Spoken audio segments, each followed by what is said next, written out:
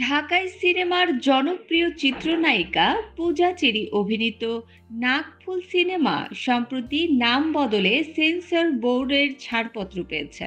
সিনেমাটির নতুন নাম নাগফুলের কাব্য। ফেরারি ফরহাদের গল্পে সিনেমাটি নির্মাণ করেছেন আলোক হাসান। এর নাম বদলের কারণ হিসেবে প্রযোজনা প্রতিষ্ঠান জানায়, নাগফুল নামে আরও একটি সিনেমা আগেই সেন্সর ছাড়পত্র পেয়েছিল।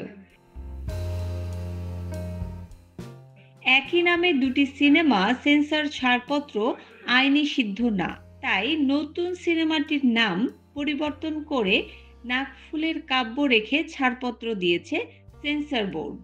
সিনেমাটি প্রসঙ্গে পূজা চেরি বলেন, নাগফুল একটি নারীর কাছে বিশেষ অলংকার। নারীদের কাছে এটি এক আবেগের গয়না।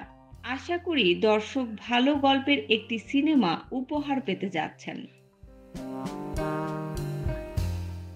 সিনেমায় পূজা চেরির বিপরীতে অভিনয় করেছে আদর আজাদ।